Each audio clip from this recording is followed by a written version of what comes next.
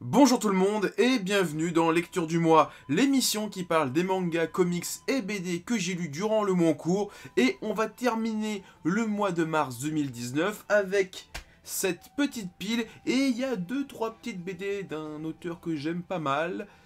On en parle plus tard. On commence comme d'habitude avec du Kingdom et le tome 14, donc ce qui est le dernier tome du pack qui est sorti au mois de février. Donc là j'attends le pack 15, 16, 17, 18 qui va sortir normalement au milieu du mois d'avril. Ça va être stylé, surtout que ça va terminer l'arc de Zao. On est toujours dans l'arc de Zao avec ce tome là.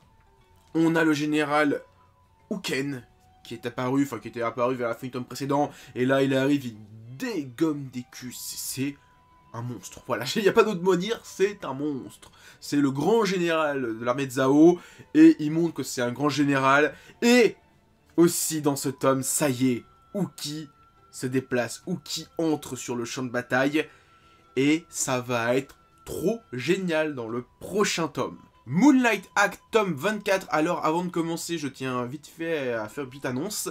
Kazé a réimprimé quasiment tous les tomes indisponibles de la série fin février, début mars. Ce qui fait que maintenant l'intégralité de la série est disponible, on va dire, à un prix raisonnable. Parce que bon, les tomes à 20 balles, ça va bien 5 minutes.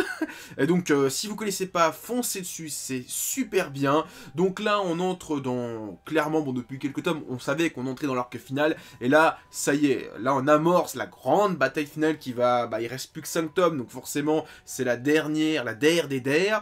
Et il y a, alors, c'était un petit peu, on va dire, en toile de fond, on va dire, une thématique de Moonlight Act. C'était un petit peu les rêves et qu'est-ce que nous apportent les contes. Et là, avec ce tome, c'est clairement dit, ça, l'auteur prend plus ça y est, il prend ses gros sabots, il fonce dans le tas et il dit, voilà, s'il n'y a plus rien, il n'y a plus de BD, plus de romans, plus de tout, on peut plus rêver. Et c'est ce qui apporte, ce qui se passe en fait dans ce tome là, c'est que il y a les grands méchants qui commencent à détruire tout, donc les contes, les BD, les mangas, les comics, et les gens ils ont plus rien pour s'échapper. Il y a vraiment, il y a plus de merveilleux, il y a plus d'imaginaire. Et Moonlight Act, en fait, c'est un petit peu ça, c'est un peu un appel à l'imagination, à l'imaginaire. C'est génial, franchement. Un de ces quatre, j'en parlerai. Franchement, je ferai une putain de vidéo dessus parce que ça le mérite. Et en même temps, qu'en plus que le manga est disponible facilement, ça m'encourage encore plus à faire une vidéo dessus. Black Clover, tome 17, alors... Après Moonlight Act, c'est un peu la douche froide, parce que il est pas mauvais, mais enfin ce tome, mais c'est l'auteur, j'ai l'impression qu'il est un petit peu à bout de souffle au niveau de ce qu'il a envie de raconter. L'idée de son arc est vraiment bien pensée, mais la relation de rivalité avec Asta et Yuno, c'est au 36e dessous, franchement, c'était pas terrible. Et là, comment il est en train de faire son arc, clairement, je m'en bats les steaks. Voilà, il y a aucune émotion, là, il se passe des trucs, j'ai aucune hype. Pourtant, dans le tome précédent, j'avais trouvé que l'idée était ingénieuse, mais là, comment il est en train de le foutre, c'est nul à chier. World War Demon tome 9, donc il en reste plus que 2. Et alors, j'ai pas tout. Alors, j'ai l'impression que j'ai raté le tome 8 parce que je me souviens plus trop ce qui s'est passé avant avec les dires des rois. Je me souviens qu'il y avait les Alice internationaux, on les avait tous vus, qui étaient un peu barjots aussi. Mais j'ai l'impression que j'ai zappé un truc entre le tome 8 et 9. Ou alors, peut-être que je l'ai pas lu le tome 8, je sais plus. En tout cas, bon, c'est toujours aussi violent, toujours aussi spécial au niveau du dessin. Et il y a l'ancien soldat qui est devenu prisonnier, qui me raconte un peu sa vie. Lui aussi, il a l'air d'en avoir bien chié, et bon, il est complètement pété du casque, comme tous les autres. Il reste plus que 2 tomes, je pense que après le tome 10, je vais me relire l'intégralité de la série, pour le tome 11, essayer de tout comprendre. Mais en tout cas, continuez à lire ça, c'est vraiment pas mal. C'est vraiment très spécial comme lecture, c'est vraiment pas à donner à n'importe qui au niveau du dessin, comme d'habitude, c'est toujours aussi étrange. To Your Eternity, c'était un très bon tome, avec ce qui s'est passé dans le tome précédent vis-à-vis de Im, qui commence à devenir un petit peu une sorte d'ennemi public pour la religion. Là, ses pouvoirs, son existence sont remis en cause par des pouvoirs religieux, donc les prêtres, les cardinaux, sûrement un pape dans le coin. J'espère qu'ils vont aborder ça, que l'histoire va partir dans les délires religieux, qu'il va rencontrer peut-être le pape et devenir son pote, on verra.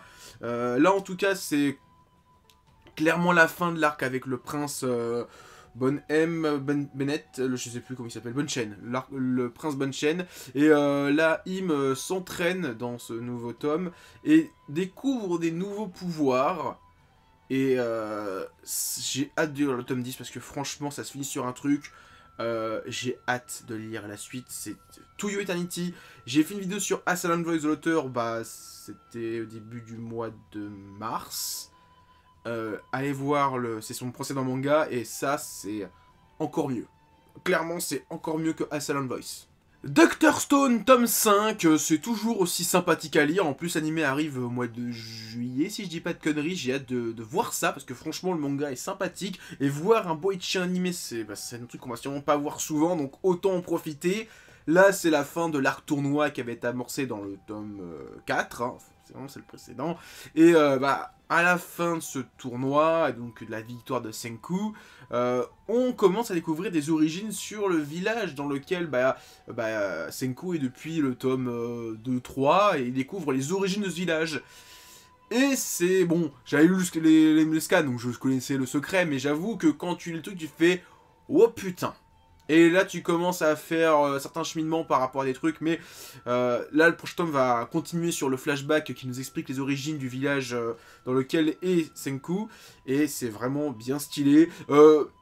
Par rapport à l'anime qui arrive cet été, je pense qu'il va se terminer dans ces eaux-là. Ça paraît très logique de terminer sur ce flashback, cette révélation-là. Comme ça, tu fais, voilà, on a terminé l'arc, et les gens vont dire, oh putain, je veux la suite, et ils vont lire le manga. Parce que forcément, c'est comme ça que tu vends des trucs, hein. Voilà, c'est obligé. Jump Mars Chronicle, tome 6, et ce tome 6, c'est un peu la fin d'un arc, on va dire, ouais c'est ça, le premier arc de Mars Chronicle qui nous racontait en fait les origines de Yoko, Gali, Alita, appelle-la comme tu veux, là c'est Yoko dans cet arc-là, dans cette série-là. En fait là on découvre en fait comment est venue au monde Yoko et comment s'est retrouvée sur ce corps bionique depuis sa naissance. Là, on a enfin expliqué la naissance de Yoko, comment elle est, pourquoi elle a toujours été une cyborg. En fait, on a toujours dit qu'elle a toujours été comme une cyborg. Elle n'a jamais vraiment connu de corps entièrement 100% humain. Ça y est, on nous a expliqué pourquoi. Assez surprenant. Et là, vu comment se termine le tome, on arrive sur un nouvel arc qui va sûrement être l'apprentissage du Panzerkust. Ça va être génial, franchement, je pense qu'on va avoir du Shonen Neketsu, là ça va être du gros entraînement, de la grosse baston, sûrement un petit tournoi pour d'entraînement Panzerkust avec les héritiers de...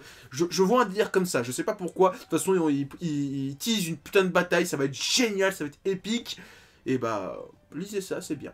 Golden Kamuy, tome 14, et honnêtement, ce tome, qu'est-ce qu'il est sanglant! C'est sans mentir le tome le plus saignant de la série. Déjà, on a un Hijikata, donc qui est sur la couverture, qui se fait une putain de baston contre le mec qui est juste derrière, et cette baston est hyper violente, j'en dis pas plus, mais il n'y a pas que ça, franchement, déjà ils sont à la prison, il y a tous les mecs qui sont partout, ça se défouraille, ça se coupe, ça se tranche.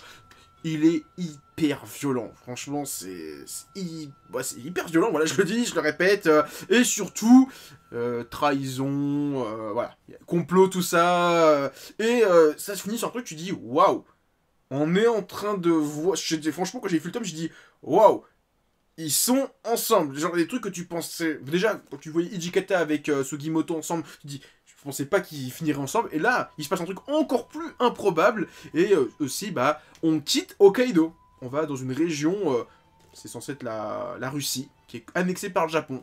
Je ne savais pas, j'ai découvert ça avec Golden Kamuy, qu'à une époque, une partie de la Russie avait été annexée par le Japon, par rapport à la fameuse bataille russo-japonaise qu'on avait eue au début de la série.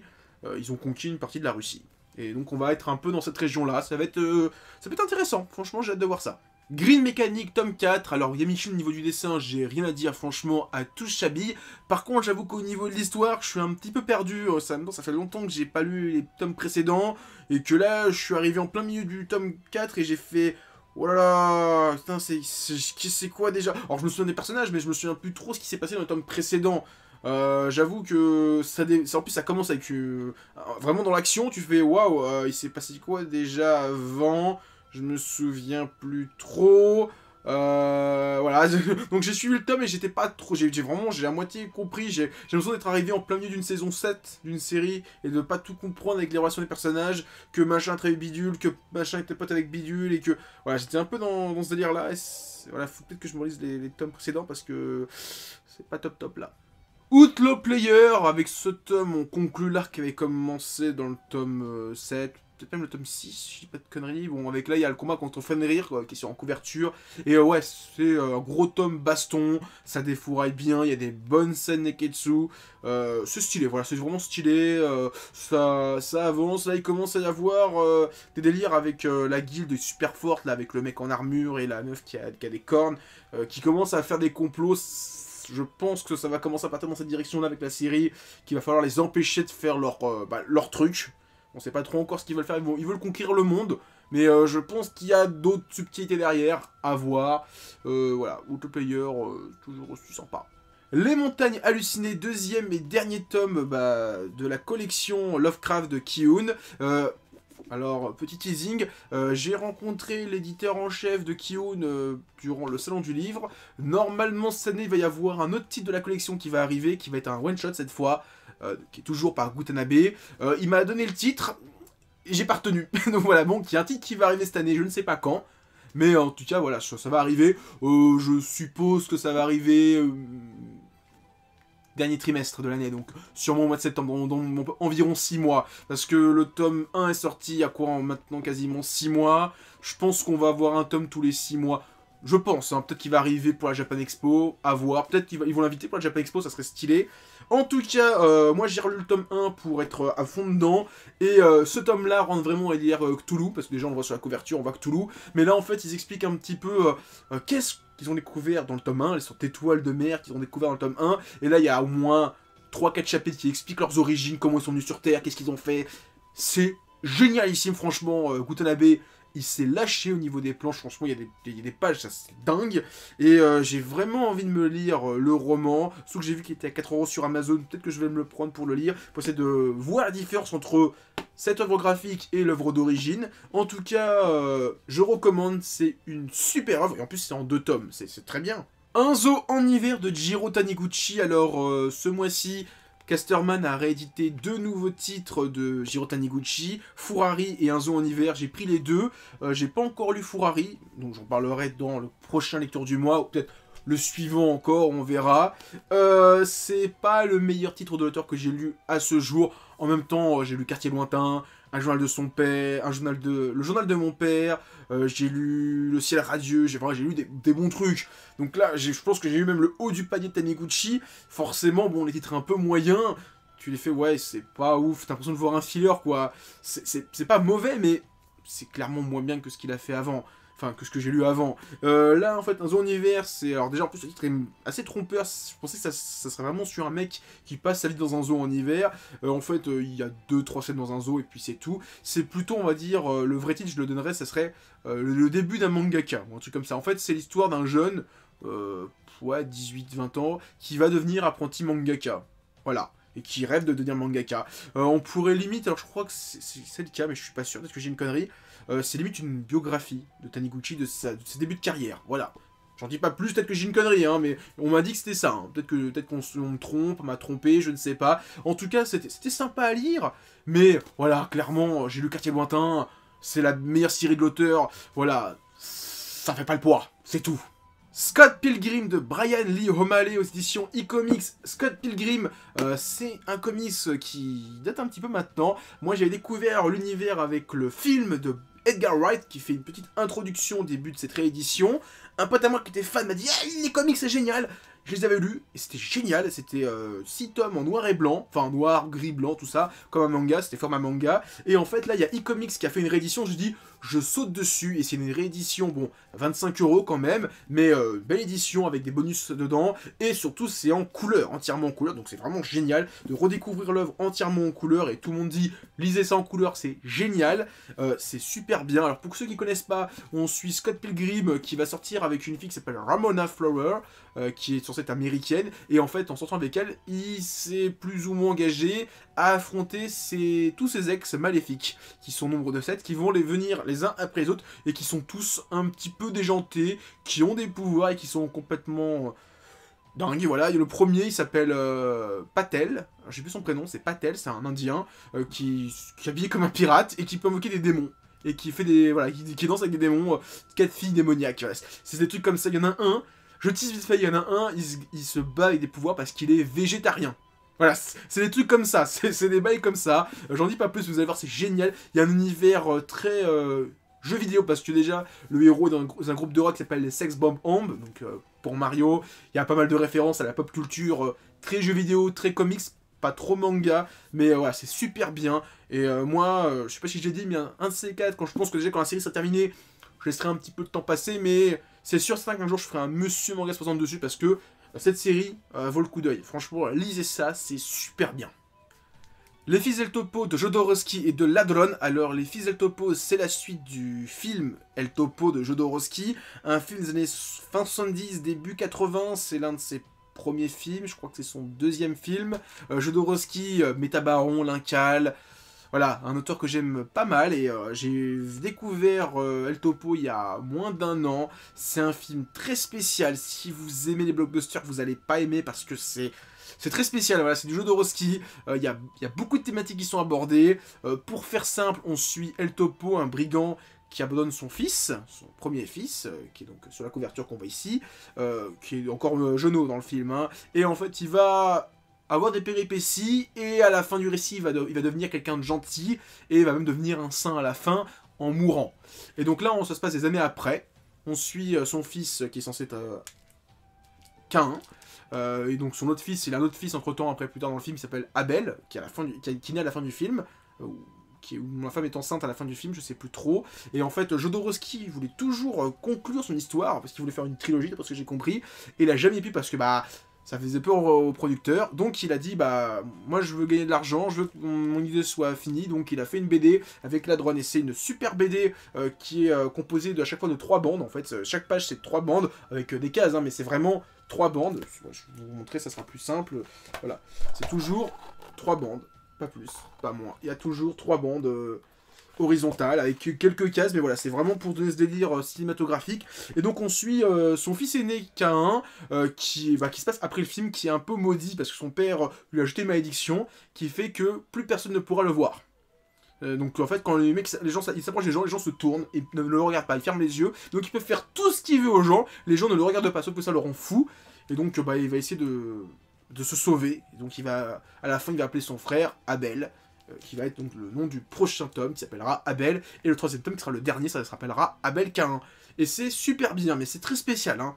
Vous allez voir, il faut rentrer dans El Topo, hein. C'est un univers très très très différent des westerns habituels.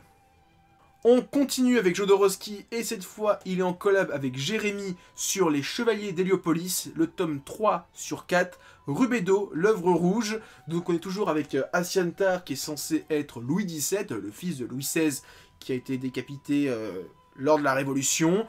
Il a fait la rencontre de Napoléon dans le tome précédent, et là c'est un peu l'affrontement avec Napoléon dans ce tome-là, et il va encore avancer un petit peu dans sa quête initiatique des Chevaliers d'Héliopolis, en faisant son 3e défi, le défi rouge, le défi de la cruauté, qui est hyper stylé, franchement. Le combat contre le tigre, c'est génial, franchement. Le combat intérieur contre le tigre, c'était génial. Et le combat final avec Napoléon était stylé. Lisez ça, franchement, c'est un super manga, c'est une super BD, c'est une super œuvre. Voilà, lisez ça, c'est très bien. Et on termine avec Conan le Cimérien, le tome 5, la Citadelle Écarlate. Donc c'est le 5e tome de cette collection Conan le Cimérien, où à chaque fois on a un duo d'auteurs qui travaille sur une œuvre de Conan. Cette fois c'est la Citadelle Écarlate, comme je l'ai déjà dit. C'est une œuvre assez spéciale parce qu'on est sur un Conan vieux, qui est roi, qui gouverne un royaume.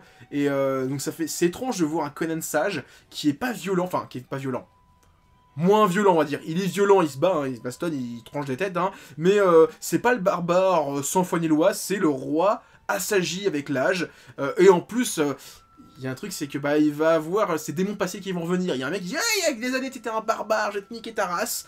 C'est stylé, en plus, c'est vraiment stylé de voir un Conan barbu, avec une couronne, en chevalier, c'est stylé, franchement c'est super bien, lisez cette collection, elle est super bien. Par contre, bah voilà, niveau colo c'est pas le meilleur titre, et même niveau dessin c'est pas le meilleur titre, même si j'aime pas mal le dessin, le tome 3, le fleuve noir, il était génial. Pour moi c'est le meilleur tome à ce jour de cette collection, au niveau dessin. Au niveau colo, il se talonne avec la fille du géant du gel, parce que franchement, c'était génial. Lisez ça, franchement, c'est une super collection, et Conan, il casse des gueules. Voilà. Donc voilà, c'est tout ce que j'avais à dire. Avant de vous quitter, pensez à mettre plein de pouces bleus, partagez la vidéo et laissez des commentaires. Et surtout, en description de cette vidéo, vous trouverez des liens pour aller sur mon Facebook, mon Twitter et mon Discord.